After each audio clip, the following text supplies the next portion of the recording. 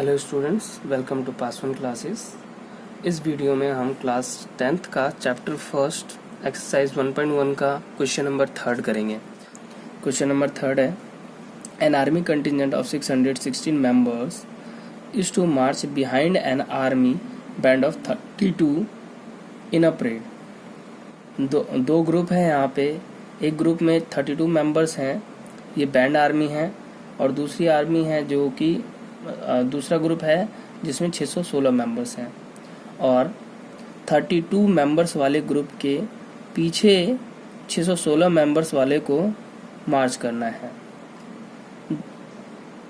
The two groups are to march in the same numbers of column, और इन दोनों group को column बराबर कॉलम बनाने हैं। मतलब कि अगर 32 वाले का 7 कॉलम बनाए, 32 मेंबर्स जो हैं वो मिलकर के 7 ग्रुप बनाते हैं, तो उन्हीं 7 के पीछे में इन 616 वालों को भी खड़ा होना पड़ेगा और बराबर ही कॉलम बनाने। ऐसा नहीं है कि 616 वाले को ज़्यादा कॉलम बनवा दिए।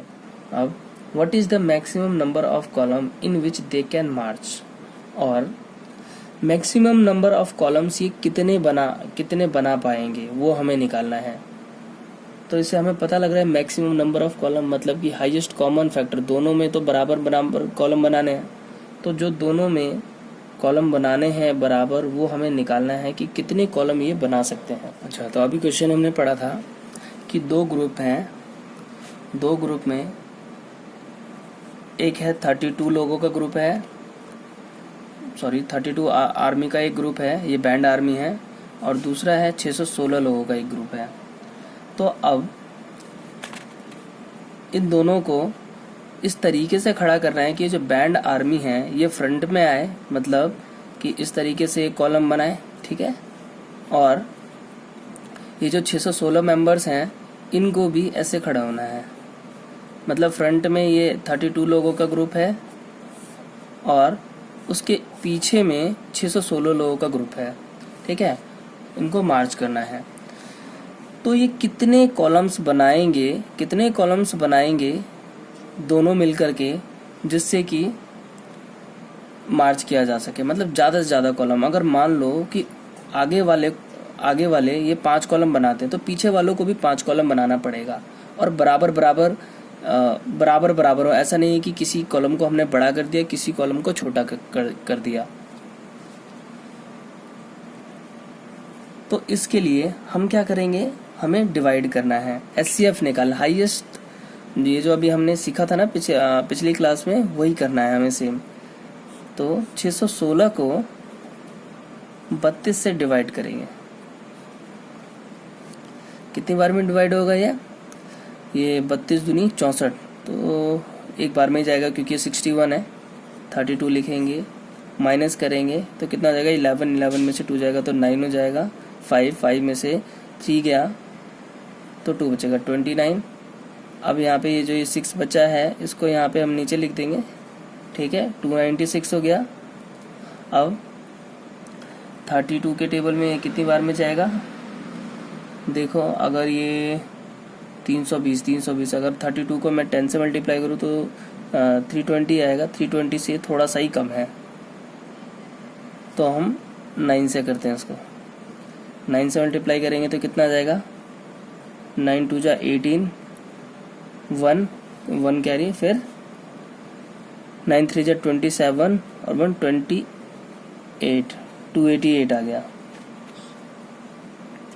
माइनस करते हैं, कितना आ जाएगा, 6 है, 6 में से 8 नहीं जाएगा, कैरी लेंगे, 16 हो जाएगा, 16 में से 8 जाएगा तो क्या बचेगा, 8 बचेगा, और यहाँ 8 में से 8 गया 0। अब देखिए ये जो हमारा डिवाइज़र है, डिवाइज़र से कम है रिमाइंडर, तो जब रिमाइंडर कम हो डिवाइज़र से तो उस केस में क्या करते हैं, डिवाइज़र को ही हम डिविडेंड बना देते हैं, 32 लिख देंगे, ठीक है, 32 लिख दिया।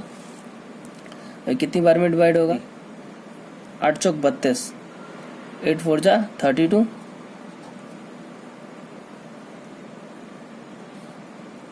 ज़ीरो आ गया। अब रिमाइंडर आ गया 0।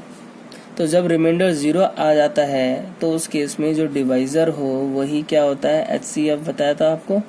मतलब कि इन दोनों ग्रुप को 8 कॉलम बनाएंगे तो ये पूरे पूरे आ जाएंगे।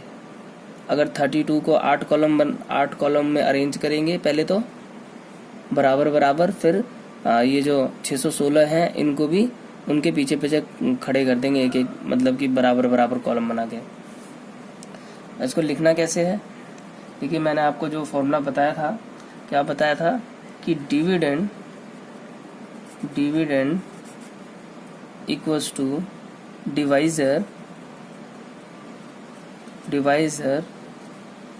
Multiply quotient QUOTIE quotient plus remainder था